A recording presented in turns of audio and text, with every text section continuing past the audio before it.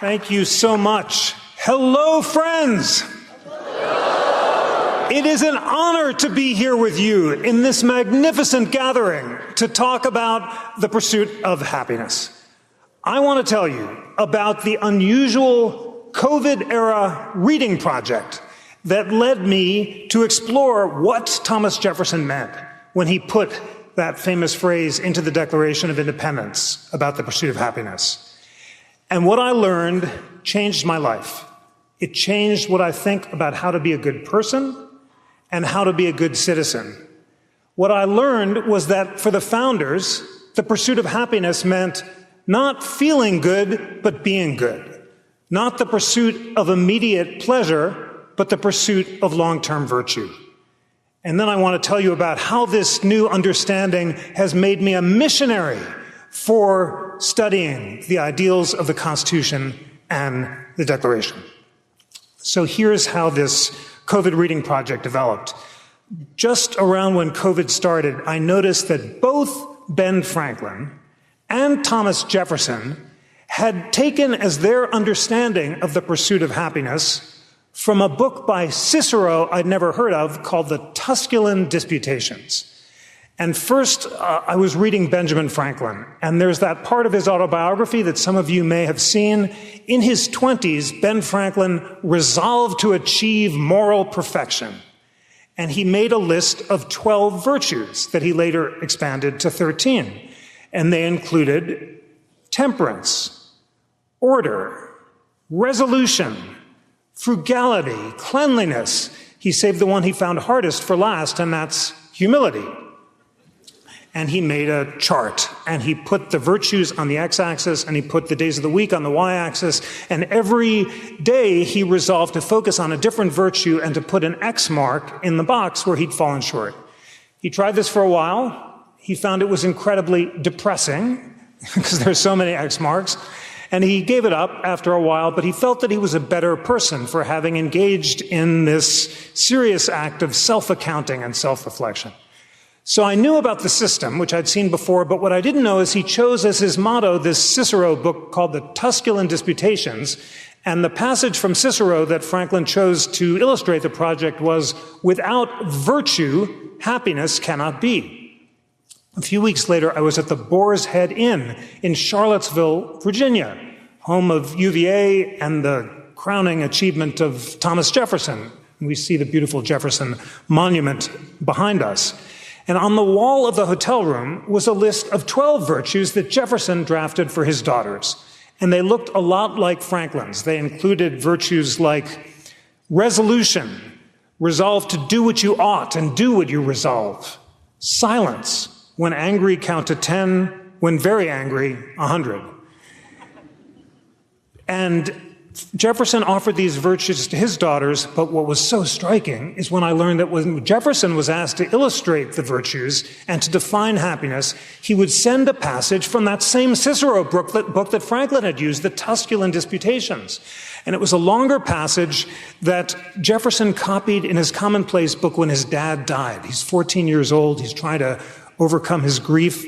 And he copies the passage that Cicero himself has written when his daughter Tullia died, and Cicero is trying to console himself. This is from a manual on grief, and it's from that manual Jefferson takes his core definition of the pursuit of happiness, which says, "He who has achieved tranquility of soul, who is neither unduly exuberant nor unduly despondent, he is the self-composed man of whom we are in quest. He is the wise and happy man." So I thought, my goodness, this passage was so important to Franklin and Jefferson, I've got to read Cicero's Tusculan Disputations. But what else to read? Then I found this golden reading list that Jefferson would send to anyone who asked him when he was old how to be an educated person. He'd send this to kids who were going to law school. He'd send this to his friends who were trying to build private libraries. It's an incredible list, both because of the range of the books and also the rigorous schedule that Jefferson prescribes for reading them. The range is inspiring. It includes novels and political philosophy and history and science and law. What caught my eye was the section on moral philosophy. Sometimes Jefferson called it ethics and sometimes natural religion. And at the top of the list was that Cicero book, the Tusculan Disputations, and then a list of other books of classical and Enlightenment moral philosophy. Cicero's On Duties, Marcus Aurelius's Meditations, Epictetus, Seneca's Letters, and then Locke's Essay Concerning Human Understanding, Bolingbroke, Hume. I was so struck by the fact that I had not read all of the books on this list. And I've had a marvelous liberal arts education, and I am so grateful every day to the inspiring teachers of literature. I was an English major in college, and political philosophy and history and law, who I was privileged to study with at all these wonderful universities. But I hadn't read these books of moral philosophy because they'd fallen out of the curriculum by the time that I was in college back in the 1980s. And I remember in the 80s yearning for this kind of guidance about how to lead a good life. The 1980s were the greed is good decade, and pop culture was celebrating hedonism and materialism, and I was looking for an alternative to that. I did not find it in Puritan literature, which I was studying as an English major, first of all, because I'm Jewish. And also because the Puritan prescriptions of faith purely by grace without the possibility of good works assuring salvation was not compelling to me. So I was looking for an alternative. And what I didn't realize, because these great books had fallen out of the curriculum, is this is exactly the question that the classical moral philosophers had set out to answer. The other thing that really struck me about Jefferson's list was his schedule. He said, you've got to get up every morning before dawn, read the moral philosophy for 2 hours, watch the sunrise, then read ancient history and political philosophy, then lunch, then science, astronomy, and physics and so forth, then dinner, then you're allowed a little Shakespeare and light poetry for mild entertainment, and then to bed, 12 hours a day, 7 days a week. So I don't know what got into me, but it was COVID, and we all had more time. So I tried the Jefferson schedule, and I got up every morning. I read the moral philosophy for 2 hours. I watched the sunrise, which is the most beautiful thing you can do any morning of the day. It is just glorious to make that a daily habit. And then I found myself writing sonnets to sum up the wisdom of the moral philosophy that I'd read, which I know sounds incredibly weird, because I had not written sonnets before. I later found out that all sorts of people in the founding era would read this moral philosophy and write sonnets, including Hamilton wrote some sonnets. The great Phyllis Wheatley, the first published black poet in America, wrote incredibly inspiring sonnets of virtue based on her reading. And then John Quincy Adams, one of my great heroes, would read the Tusculan Disputations and the Bible in the White House, watch the sunrise, write sonnets opposing slavery, and then walk along the Potomac. It's just remarkable. There's something in this wisdom that craves to be summed up in harmonious, practical form. So that's what I did, and what I learned changed my life. As I said, it was a revelation to me, and there's no other word strong enough to describe the force of the insight that for the founders and for the ancients and for people throughout human history, happiness has meant not feeling good, but being good, not the pursuit of immediate pleasure, but the pursuit of long-term virtue. But what I came to realize by reading the wisdom literature is that by virtues, the founders and the ancients meant something in particular. They meant self-mastery, self-improvement, character improvement, being your best self, overcoming your ego-based passions and emotions so that you can serve other people and connect to the divine. It is ultimately a quest for moral perfection. And it was rooted in the classics and in the Bible. Jesus in Matthew says, be perfect. And the founders and the ancients took seriously the injunction to try in our own imperfect way to become a bit more perfect every day. And in fact, every hour, because the pursuit of virtue requires daily, hourly mindfulness to master your unreasonable passions and emotions so that you can achieve that calm tranquility and self-mastery that Cicero said defines happiness. To prepare for the honor of this talk, I asked some friends who are members of the LDS Church in what ways the Church cultivates virtue. And I was so struck by how focused and how mindfully the Church has been to the practical cultivation of virtue since the beginning. My friend Sheldon Gilbert, the new head of the Federalist Society, and one of my former students and a former colleague at GW Law School, called my attention to Luke.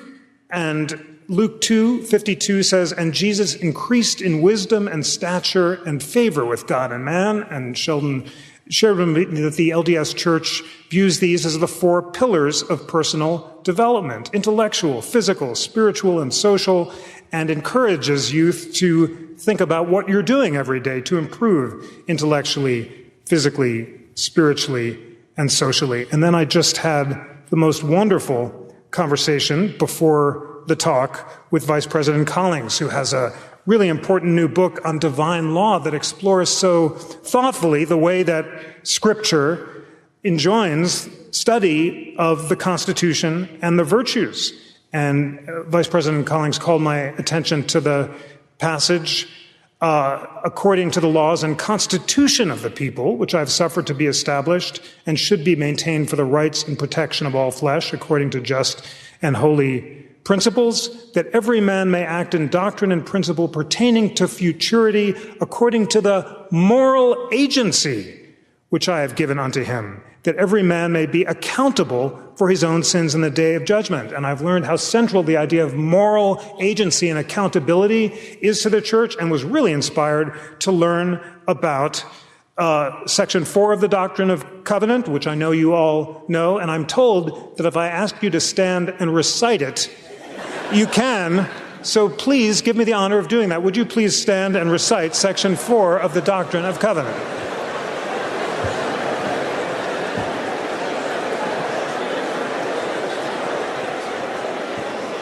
I'll get you started. Now behold, a marvelous work is about to come forth. Therefore, believe that are in the service of God, see that you serve him with all your heart and mind and strength, and you stand blameless before God the last day. Therefore, if you have desires to serve God, you are called to the work. For behold, the field is ripe already to harvest, and lo, he that trusteth in the sickle of the life, saveth them the sword, and perishes not, but brings salvation to the soul. And faith, hope, charity, and love, but not single to the glory of God, all fighting for the work. Remember faith, virtue, knowledge, temperance, patience, brotherly kindness, godliness, charity, humility, diligence. Ask and you shall receive, knock and it shall be opened unto you. Amen. Amen. Beautiful, beautiful. So meaningful. Thank you so much for that. Friends, you are uniquely well prepared for the daily cultivation of virtue because you live it, and you know the importance of attempting in your daily life, in a really practical way, of living up to those virtues that you just recited, including temperance and prudence and the rest. And you know, both from the spiritual self-accounting system that the church has offered to see how you're doing every day, which is, of course, a version of Ben Franklin's system, that it really is it's a daily and an hourly quest. And we all fall short because nobody is perfect except Franklin said, imitate Jesus and Socrates in your attempt to be perfect. Well, we can try. We're not going to achieve it, but we can become more perfect in trying. Another thing that I learned from my reading is that this quest to become more perfect through the daily cultivation of virtue is common to all of the wisdom traditions. And for the classical people, it goes back to Pythagoras. Who knew, I didn't, that Pythagoras, in addition to inventing the triangle and the harmonic system, If that weren't enough, he also was the philosopher who identified a fundamental struggle in our souls between reason, passion, and desire. And he located reason in the head, and passion or emotion in the heart, and desire in the stomach, and said we have a duty every day to use our powers of reason to moderate or modulate our unreasonable passions and emotions so we can achieve the calm, tranquility, and self-mastery that defines virtue, excellence, and perfection of the soul. And Plato popularized Pythagoras' division of the soul with his metaphor of the charioteer representing reason, who had two horses. One was noble and the other was appetitive. And the goal of the charioteer is to ensure that all of the two horses are pulling in the same direction. And that antithesis between reason and passion is ubiquitous throughout the founding. You see it both in the moral literature and in the political literature, and that's why James Madison defines a faction as any group, a majority or a minority, animated by passion rather than reason, devoted to self-interest rather than the public good. And now you see, and I did, with new clarity, the central connection the founders offered between personal and political self-government. Unless I, as an individual, can overcome my unproductive passions and emotions like anger, jealousy, and fear, get out of my own head and start focusing on others, then I won't be able to join with my fellow citizens to keep the republic as part of a virtuous state. And that's why the founders are not sure that the experiment will succeed, because it all requires citizens on an individual daily basis finding that self-mastery to be more perfect. But they insist that the whole key to the success of the experiment is that kind of personal and political civic virtue. The Pursuit of Happiness book asks, how did the founders embody these virtues in their lives? They talked about it a lot, how they do. And of course, the best way to learn history is through storytelling, and it's so exciting and meaningful just to tell the stories of the founders and learn about their struggles. And what struck me so much is not that they were perfect, because they were, of course, far from perfect, because they were human, but how mindful they were about their own struggles to achieve perfection. They're talking constantly in their diaries and letters and conversations about their failures and the ways on a daily basis that they fell short, but always trying to do better. I start the discussion of John and Abigail Adams with their remarkable decision while they were dating to make a list of each other's faults. And I can report that this is not a great dating strategy. And they almost, stumbled over it, because John Adams is one of the most famously vain and self-regarding men of his age.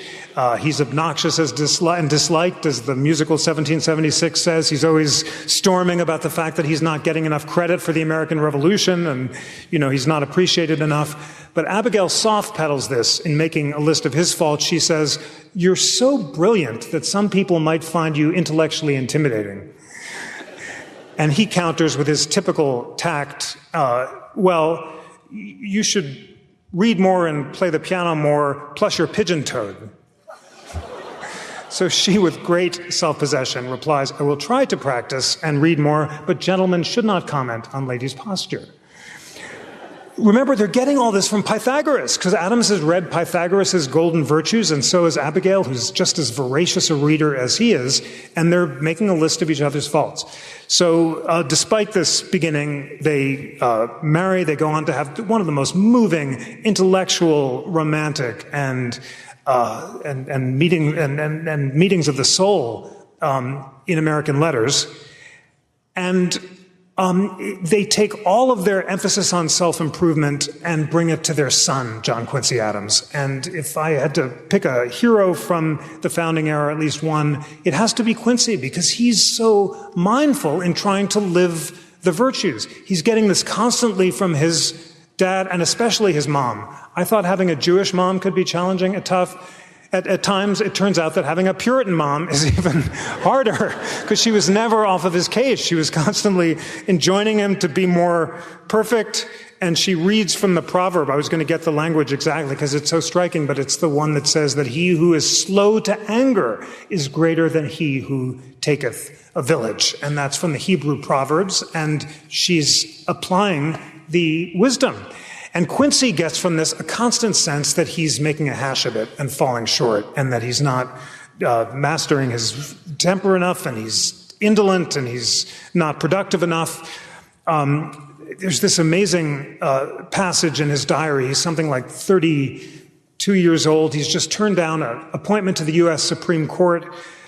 He's minister to St. Petersburg, and he said, if only I weren't so indolent, if I had more self-discipline, I might have ended war and slavery. He set a very high bar for himself. But as it is, I'm, wasting too much time with the theater, I'm drinking too much Madeira, I'm just making a total hash of it. He, of course, is the contrary. He's incredibly productive. He becomes a professor of classics at Harvard, where he teaches Cicero, in particular his favorite book, the Tusculan Disputations. He's elected president of the United States, and then he has two terrible blows that cut him to the quick. First, he loses re-election in 1828, and around the same time, his oldest son, George Washington Adams, commits suicide. It's an incredibly sad story. Imagine having the burden of being named George Washington Adams and all of the burdens of those expectations. And also, Adams was a very demanding father, and he wrote a series of letters from a Christian father to his son, which are very inspiring, learned parsings of the Proverbs and the Bible based on Adams' close reading, but it was just too much pressure to impose on a son, and George Washington Adams descends into alcoholism and then jumps off a steamship. And Adams doesn't know how he can continue. So he spends a year returning to the most profound texts he knows, Cicero and the Bible. And he reads them daily. And based on his close reading of the Bible, in particular a passage where Jesus promises to free the captives, Adams resolves to become the most fervent white abolitionist of his time. He reaches a similar conclusion to the one that Joseph Smith reached when he read the scripture and concluded that it forbids slavery. And Vice President Collins gave me the passage from Joseph Smith. It's just amazing today. It was around the same time that he and Quincy Adams are concluding that the Bible forbids slavery. And Adams then goes and gets elected to the House of Representatives, the first president to return to the House. And he becomes a fervent abolitionist based on his scriptural reading. He denounces the gag rule, which forbids the reading of abolitionist petitions. He introduces a constitutional amendment to end slavery. He then votes against the Mexican War. He yells, "No!" And then he collapses in the House. He's carried to a sofa. And his last murmured words are, "I am composed." And he gets that from Cicero, from the Tusculan Disputations. Remember that passage Jefferson would hand out? The perfectly self-composed person is he who has achieved virtuous self-mastery. It's just this breathtaking, mindful, virtuous end to a virtuous life. And Adams got it from his deep reading and his study of the scripture. There's so much else to say about other founders and their own struggles to achieve self-mastery. I was very struck by the fact that Thomas Jefferson and John Adams, when they are old, after they've written the Declaration together, fallen out over politics in the bloodiest battle in history, the Republic almost came apart in 1800. They reconcile. What do they want to talk about? Spiritual self-mastery. That's the topic that they're corresponding on when they're old. And Adams is so excited when he's learned that Pythagoras, the founder of Greek moral philosophy, may have traveled to the East and read the Hindu Vedas. And Adams is struck by the fact that the central lesson of the Vedas, renounce attachment to external events and enjoy eternal salvation, is the same lesson as the Stoic dichotomy of control, which says don't focus on trying to control the thoughts and actions of others. Focus on the only thing you can control, which is your own thoughts and actions and self-mastery. And Adams thinks if it can just be shown that Pythagoras read the Gita, then it'll established that all the wisdom traditions of the East and the West are devoted to this same idea of spiritual self-mastery. The Dhammapada says we are what we think. Life is shaped by the mind, and Adam sums up this learning into his own mature creed, which he attributes to the hymn of Cleanth: love God and all his creatures, rejoice in all things.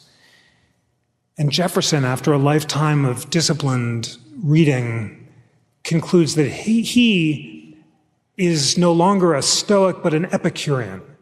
But he means by that not heedless pleasure-seeking or hedonism. That's a libel on Epicurus by the Stoics. For Jefferson, mindful Epicureanism requires the rational contraction of our desires so that we can mindfully meet them.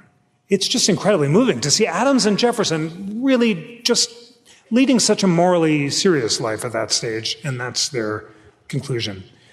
I do have to say a word about Jefferson and slavery. It was striking to see the degree of his hypocrisy. How is it possible that someone who exalted the virtues of frugality and self-mastery and also believed that slavery violated the Bible and natural law, not only continued to own slaves, but at his death only freed a handful, his own children, by Sally Hemings keeping a promise to her?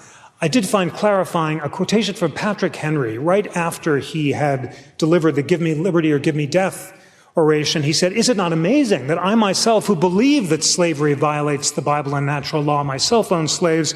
I won't justify it. I won't attempt to. It's simple avarice or greed. I can't do with the inconvenience of living without it." And that brutal moment of candor, I know that it's wicked and immoral and violates the Bible, but I like the lifestyle and don't want to give it up, was basically the same confession that Jefferson and the other enslavers of that generation made. They liked the lifestyle and didn't want to give it up, and it doesn't excuse their moral hypocrisy, but does help us realize that they were well aware of it. Contrast Jefferson with someone like George Washington, so self-mastered, he did free his slaves on his death, and his greatest moment is at Newburgh when the soldiers are about to rebel. He mounts the temple of virtue and appeals for prudence and self-mastery, and says, if you can just wait a little longer, I'll ensure that you're paid. Don't engage in a military coup and crush the experiment at his core. He goes to read a letter from a friend and struggles to read it and puts on his reading glasses and says, "Forgive me, gentlemen, I've grown old in your service, and now I've grown almost blind." And the soldiers weep because they've never seen him express humility and weakness before. And that's that remarkable combination of self-mastery and humility that makes Washington the greatest man of his age. At the end of his life, Washington warns that the experiment will fail unless we, the people, find virtuous self-mastery and are able to find the political self-government necessary for personal self-government. He's not sure that the experiment will succeed, nor are Madison and Hamilton and the Constitution framers. It all depends on virtue. And Madison in particular is worried about the excesses of mob democracy. He says, in all large assemblies of any character composed, passion never fails to wrest the scepter from reason. Even if every Athenian had been Socrates, Athens would still have been a mob. Madison is especially optimistic about a new media technology that allows broadside newspapers to be dispersed throughout the land, and is hopeful that citizens will read complicated arguments like the Federalist Papers in the newspaper, and based on their close reading will slowly diffuse reason across the land, setting aside their partisan passions, listening to competing points of view, and guided by a new class of enlightened journalists and statesmen he calls the literati, reason will slowly diffuse across the land. Just to share this vision shows how far we are from that world. We live in an age of enraged to engage on social media, where posts based on passion travel further and faster than those based on reason, where all of us are amusing ourselves to death and retreating into our filter bubbles and echo chambers, are not listening to other points of view, are not respectfully deliberating, and in those ways are living in a version of Madison's nightmare. But I want to share with you as I close the big takeaways from my reading project and then an injunction for all of you. The takeaway was to get back into the habit of deep reading. I'd fallen out of the habit of reading for stuff that wasn't related to my deadlines. And because I'm just addicted to these screens and spending so much time on my phone. And that weird, clarifying, stretching, spiritually uplifting project of spending 2 hours every morning reading changed my habits. So I'm not catching the sunrise every morning, and I don't want to pretend that I'm a virtue monger, and I'm not reading moral philosophy for 2 hours every morning. But I do have a new rule that when I wake up, I am not allowed to browse or surf until I've read. I have to read for a half hour or an hour. And it's just changed my life. I've just finished a new book about how the battle between Hamilton and Jefferson has defined all of American history, and it allowed me to do that. And I just learned something new every day. So that's my injunction to you. Carve out time to read, and not just for your classes, but for your own elevation, for your self-improvement, for your spiritual and moral benefit. And it's just a habit like all those other habits of virtue, but it's completely great. And then the final thing I want you to do is continue to take advantage of the fact that you are blessed to be at this great university, which has put learning about the Constitution front and center. And your president is so visionary in making that one of the pillars of your education. And what I want to say is that you have a right, an opportunity, and even a duty to do it, unless you learn about the principles of the Constitution and the Declaration and the American idea, unless you understand how important it was for the framers to listen to different points of view, to disagree without being disagreeable, and to go deep on the principles that define this nation, then the republic will fall. And my final injunction is from John Quincy Adams. I told you he was my hero. On the Jubilee of the Constitution, George Washington's 50th anniversary, 1839, Quincy fears civil war, and he says the only thing that will prevent civil war is learning about the principles of the Constitution and the Declaration. And then he quotes the book of Deuteronomy based on his close reading of the Bible. And he says, take these principles as frontlets between your eyes. Place them upon your doorposts, bind them to your hands and your arms, whisper them to your children before you sleep. Make them the principles of your political salvation. That's how important it was for John Quincy Adams for us to learn the principles of the Declaration and the Constitution. I know you are going to do exactly that, and I thank you for the blessing of being able to talk to you today. Thank you so much.